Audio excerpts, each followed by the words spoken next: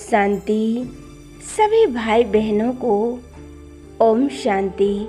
आज हम कैसे सुदर्शन चक्र धारी बनेंगे, सुदर्शन चक्र को कैसे हम बुद्धि में फिराएंगे, आज हम यही करने वाले हैं। बाबा कहते हैं, बच्चे तुम सदा सुदर्शन चक्र को बुद्धि में फिराते रहो और बाबा को याद करो तो तुम्हारे पाप कट जाएंगे और सुदर्शन चक्र को बुद्धि से फिराएंगे तो वेद संकल्पों से मुक्त हो जाएंगे और आत्मा शक्तिशाली बन जाएगी।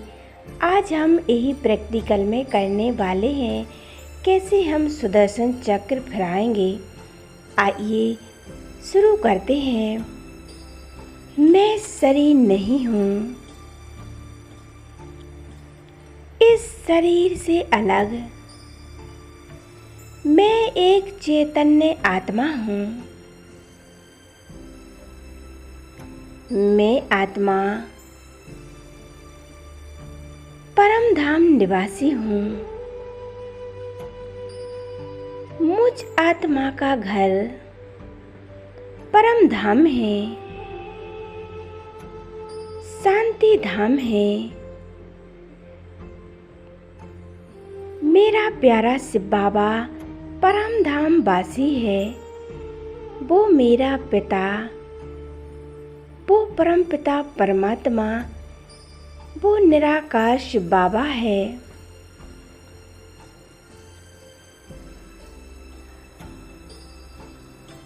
रूप में बिंदु है और गुणों में सिंधु है। वो सर्वशक्तिमान है। ज्ञान सूर्य शिव बाबा के पास मैं आत्मा अनादि स्वरूप में स्थित हूँ। मेरा अनादि स्वरूप सर्वगुण और सर्व शक्तियों से भरपूर है। ये मेरा प्रकाश स्वरूप है। मुझ आत्मा से चारों ओर प्रकाश फैल रहा है। मैं शक्तिशाली आत्मा हूँ। मैं आत्मा शांत, शीतल और सब शक्तियों से भरपूर हूँ। ये मेरा अनादि स्वरूप है।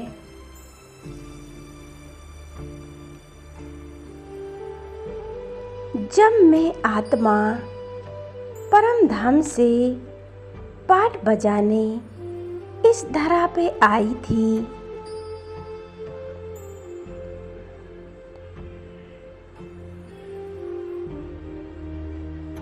तो ये पृथ्वी सतो प्रधान थी और मैं आत्मा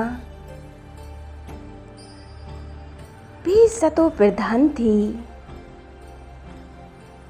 उस दुनिया में एक भी तमो प्रधान आत्मा नहीं थी।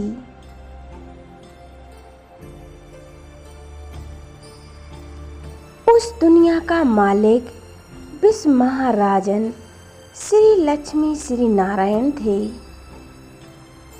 उस दुनिया में पवित्रता, सुख, शांति सब कुछ था।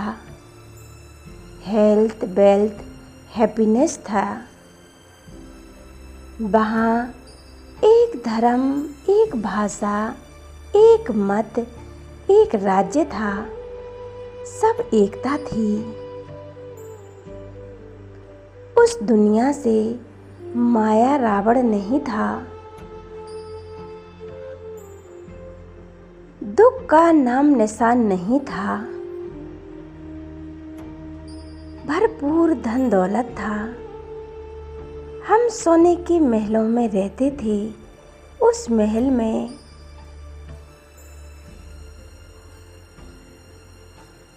मैं 36 प्रकार का भोजन खाती थी। भोजन आदि किसी भी प्रकार की कमी नहीं थी। मैं आत्मा सर्वगुण संपन्न थी, 16 कला संपूर्ण थी, संपूर्ण निर्विकारी मर्यादा पुरुषोत्तम थी।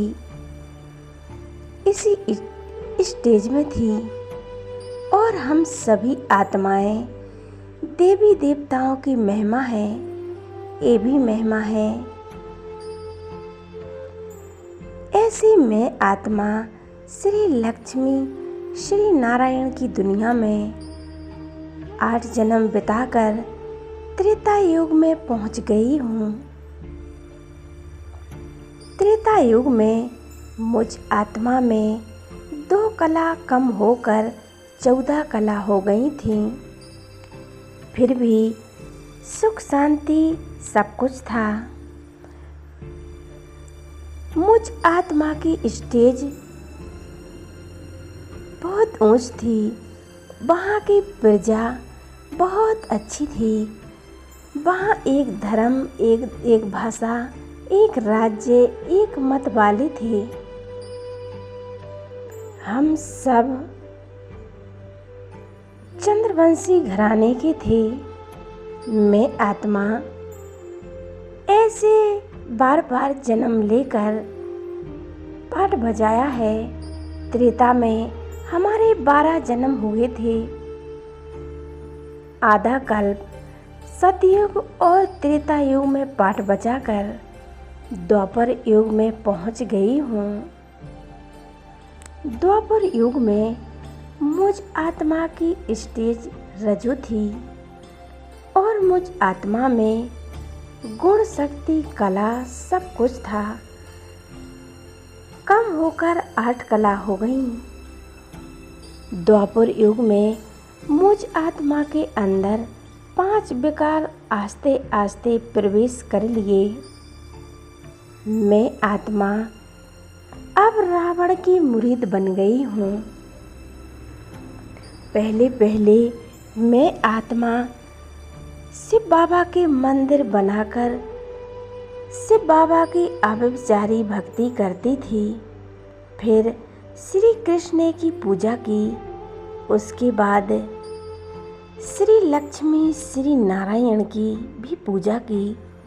राम सीता, फिर हनुमान गणेश की भी पूजा करते करते, उनकी भक्ति करते करते मैं व्यभिचारी बन गई हूँ। फिर व्यभिचारी भक्ति करने लगी। भक्ति करने के बाद दुख अशांति आस्ते आस्ते बढ़ता गया और कला शक्ति गुण आत्मा से कम होती गई। ऐसे में मैं आत्मा द्वापर युग में 21 जन्म बिताकर कलयुग में पहुंच गई। कलयुग में मुझ आत्मा के अंदर गुण शक्तियाँ कला कुछ नहीं था। मैं एकदम कंगाल हो गई थी। मैं कलाओं से शून्य हो गई हूँ। अब मैं भगवान को इधर उधर ढूंढने लगी। ढूंढते ढूंढते, धक्के खाते खाते, यहाँ वहाँ भटकते भटकते मैं आत्मा और भी तमो प्रधान बनती गई।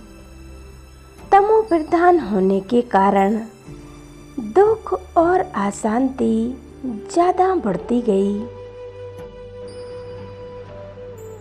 ऐसे हम दुख और अशांति में 42 जन्म बिताकर अब मैं आत्मा संगम युग में पहुंच गई हूँ। फिर संगम युग में प्यारे बाबा ने अपना परिचय देकर मुझ आत्मा को अपना बनाया है। अपना बनाकर ज्ञान गुण शक्तियों से कलाओं से संपन्न बनाया है। अब मैं आत्मा सर्वश्रेष्ठ ब्राह्मण जीवन पाकर मैं स्वयं को सौभाग्य समझती हूँ। मैं कितनी भाग्यशाली हूँ।